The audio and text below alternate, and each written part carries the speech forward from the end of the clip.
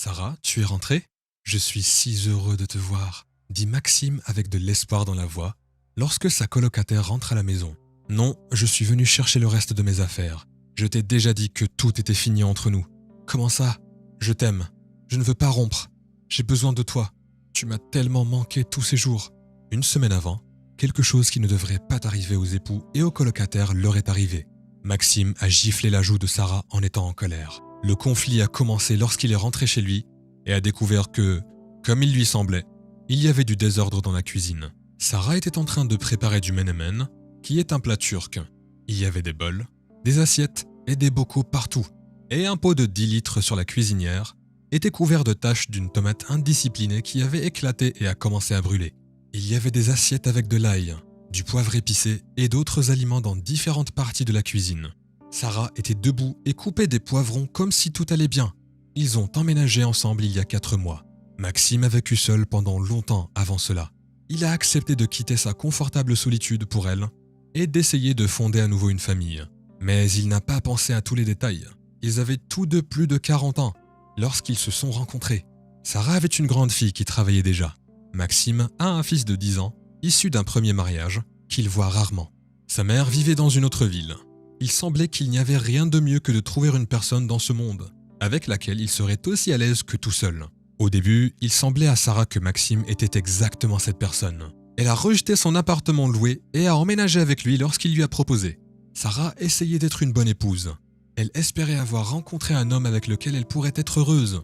Et peut-être être ensemble jusqu'à ce qu'ils vieillissent, bien qu'il y ait beaucoup de temps avant cela. Pendant les premiers mois, elle avait l'impression de s'envoler loin du bonheur. Elle régalait l'être aimé de différents mets délicieux qu'elle cuisinait parfois avec littéralement les derniers morceaux de son énergie. Parfois, elle s'étonnait même de savoir d'où lui venait cette énergie. C'était définitivement l'amour. Cela ne pouvait pas être autre chose. Quelques mois ont passé, et Maxime a commencé à changer. Il rentrait du travail furieux et en colère. Parfois, il marmonnait des sottises pendant toute la soirée. Qu'elle ne lavait pas la tasse tout de suite après avoir pris le thé, ou qu'elle n'a pas passé la serpillière, ou qu'elle n'avait pas fait le lit correctement. Il semblait que cela ne ferait aucune différence. Une tasse, un sol, un lit. Est-ce vraiment important? Quand la propreté est presque parfaite dans la maison, il y a un dîner fraîchement préparé sur la table et une personne aimante est à côté de vous. Sarah elle-même travaillait. Elle rentrait à la maison 1 heure avant son mari. Mais elle parvenait à tout faire dans la maison et à préparer le dîner pour un être cher. Au début, elle ne prêtait pas attention à ses marmonnements réguliers. Mais avec le temps, cela a commencé à l'agacer. Elle était silencieuse. Elle n'en parlait pas, espérant que c'était temporaire et que bientôt il se calmerait et que tout irait bien à nouveau. Elle attendait et attendait. Avant cela, elle faisait aussi des conserves pour l'hiver. Elle essayait de le faire avant que Maxime ne rentre à la maison. Il réparait la voiture avec son beau-père de temps en temps. C'est pourquoi il passait parfois tout le week-end chez la sœur. Ce jour-là, il allait aussi s'y rendre. Mais soudain, il est revenu et a vu tout ce chaos qui se transformerait à l'avenir en quelques bocaux bien rangés contenant du menemen recouvert de la couverture. Sarah ne comprenait pas pourquoi Maxime était si malheureux en voyant ce désordre. Comment peut-on fabriquer des conservateurs pour une propreté parfaite? C'est impossible. Maxime, je vais bientôt tout nettoyer. Comment vas-tu nettoyer? Je te connais. Tu vas finir maintenant et tu vas tout laisser comme ça, hurlait-il. Tu m'as déjà vu laisser le bordel après moi quand je cuisine? D'où vient toute cette négativité? Parce qu'il fait extrêmement chaud à la maison et ça pue la tomate brûlée. Et c'est terrifiant d'aller dans la cuisine. Alors n'y va pas. Reste dans la chambre et regarde la télé. Je suis affamé. Qu'est-ce que je dois manger? Je vais te le réchauffer et te l'apporter. Calme-toi, a-t-elle dit en essayant de garder sa patience. Qu'est-ce que tu vas réchauffer pour moi? Des nouilles avec des boulettes de viande que je mange depuis 3 jours déjà? C'est bon. Je ne peux pas tout faire en même temps. Les hommes ne se feront pas non plus tout seuls. Tu l'as demandé toi-même, tu as oublié? J'étais tellement fatigué aujourd'hui. J'ai dû aller au magasin 2 fois et apporter des sacs lourds. J'ai chaud ici aussi. Et maintenant tu as décidé de devenir folle sans aucune raison. Ah, maintenant je suis aussi folle. Je suis rentrée à la maison. Je veux que ce soit calme et je veux manger. Est-ce que ça fait de moi un psychopathe? Je ne t'ai pas traité de psychopathe, dit-elle bruyamment. Ne me crie pas dessus, a argumenté Maxime. C'est toi qui me cries dessus. J'essaie juste de te calmer. Ça suffit. Mes bidons vont éclater si je me mets en colère. C'est plutôt mon cerveau qui va éclater. Comme je suis fatigué de tout ça. Sarah s'est mise très en colère. De quoi es-tu fatigué exactement? Que tu rentres à la maison et que tu manges des plats délicieux? Es-tu fatigué de dormir sur du linge fraîchement lavé? Es-tu fatigué d'être accueilli avec un sourire quand tu rentres du travail? Es-tu fatigué que je ne te dise pas un seul mot méchant même quand tu as tort? Ou peut-être es-tu fatigué de moi et de ma présence dans ta maison? Dis-moi de quoi exactement? Oui, je suis fatigué de toi. Et je n'ai pas besoin de tes dîners, de tes draps lavés, ni de ce menuisier de merde. Tu sais quoi? Je suis fatigué de toi aussi. Tu te promènes toujours en te plaignant que tu n'aimes rien. Tu es un pessimiste. C'est horriblement déprimant. Tu jettes tes affaires par terre, mais tu demandes de la propreté. Tu ne fais pas la vaisselle après toi. Et tu m'engueules parce que j'ai mis le bazar ici, alors que c'est moi qui cuisine? Je t'ai demandé de m'emmener au magasin de légumes, mais c'était plus important pour toi d'aider Thomas. Et tes pieds puent comme l'enfer. C'est de toi que je suis fatigué, a-t-elle crié. Maxime n'aimait apparemment pas entendre beaucoup de critiques à son égard. Ou alors les expressions de son visage l'ont rendu furieux, alors qu'elle disait tout ça avec une voix élevée. Mais il n'a pas pu se retenir et lui a giflé la joue. Sarah ne s'y attendait pas. Au début, elle voulait lui rendre sa gifle. Mais ensuite, elle a réalisé que leurs pouvoirs n'étaient pas égaux. Elle a décidé de ne pas risquer sa propre santé. Tout est fini entre nous, a-t-elle sifflé en se fâchant et a quitté la cuisine. Sarah a commencé à emballer ses affaires, ses mains tremblant de tristesse et de douleur. Elle a mis les affaires qu'elle a eu le temps d'emballer dans 2 valises, a rapidement enfilé son jean et est sortie de l'appartement. Maxime a tout vu, mais n'a même pas essayé de s'excuser ou de l'arrêter. Cette nuit-là, Sarah est restée chez son amie. Le lendemain, elle a loué un appartement et s'y est installée. Elle a dû dépenser beaucoup d'argent pour le loyer et les services de l'agent immobilier.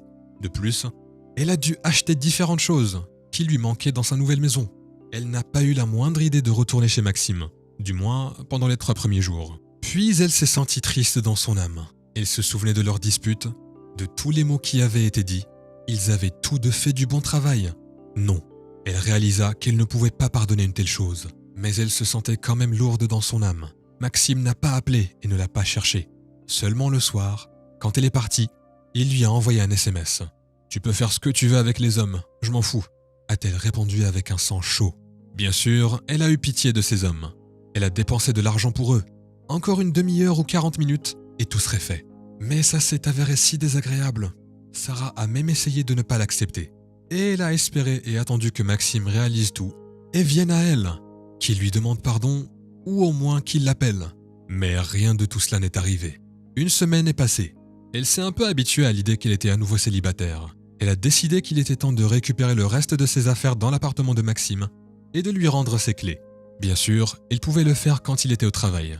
Mais il lui semblait que c'était si mesquin, comme si elle était une sorte de rat qui était rentré dans la maison d'un étranger.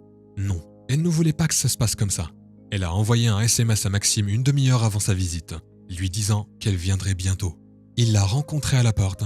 Il avait l'air si coupable et bouleversé. Mais d'une manière ou d'une autre, cela ne la rendait pas plus douce, bien que cela la harcelait douloureusement quelque part au fond d'elle-même, dans son âme. Il disait qu'il l'aimait et qu'il ne voulait pas rompre. Mais ses actions ne correspondaient pas à ses paroles. Si c'était la vérité, jouerait-il le jeu du silence pendant toute la semaine? N'aurait-il pas eu assez de courage pour la trouver et lui parler? Non. Sarah le regardait et essayait de se débarrasser de la douleur dans son âme. Elle ne peut pas le croire. S'il la frappe une fois, il la frappera encore. Maxime, arrête de te mentir à toi-même et à moi aussi. Si tu m'aimais vraiment, alors tu ferais un peu plus que rien. S'il te plaît, pardonne-moi. Je ne sais pas ce qui n'allait pas chez moi ce jour-là. Je suis tellement coupable. Maintenant, vis avec ça. Je viens chercher mes affaires. Sarah est passée devant lui, a sorti les sacs préparés de son sac à main et a commencé à rassembler les choses qu'elle n'avait pas eu le temps d'emballer la dernière fois. Il s'agissait de différentes petites choses, comme les shampoings et les baumes de la salle de bain. Son thé préféré que Maxime ne buvait pas de toute façon. Sa tasse rose que sa fille lui avait offerte il y a 2 ans. Sa couverture tricotée que sa sœur lui avait achetée pour son anniversaire. Sarah rangeait ses affaires dans les sacs et les emmenait dans le couloir pour ensuite les apporter dans sa nouvelle maison. Maxime ne pouvait pas la regarder en silence. Il courait derrière elle comme un chiot coupable et essayait de lui demander pardon. Mais elle n'en avait plus besoin. Une semaine entière de silence a suffi pour tout comprendre. S'il l'aimait, comme il le dit maintenant, il ne serait pas resté silencieux. Lorsque toutes ses affaires sont soigneusement rangées dans les sacs, Sarah appelle le taxi. Maxime bloque la porte devant elle et lui dit « Je t'en prie, ne pars pas. Je ne m'en sortirai pas sans toi. Et je ne me débrouillerai pas avec toi. » lui dit-elle avec assurance, et elle le pousse délicatement à ouvrir la porte. Sarah est partie, et il est resté là comme il était, clignant à peine des yeux, tout en essayant de comprendre ce qu'il avait fait de mal. Apparemment, il ne l'a toujours pas compris. Ils ne se sont jamais revus, bien qu'ils se soient dit des mots d'amour tendres dans le passé. Sarah était dans le taxi et regardait par la fenêtre. Ce n'était pas seulement une chute dans la rue, c'était aussi une chute dans son âme. Et puis, elle s'est soudainement souvenue que l'automne est sa saison préférée de l'année. Et son anniversaire arrive dans 2 semaines. Tout ira bien, s'est-elle murmuré et a-t-elle souri.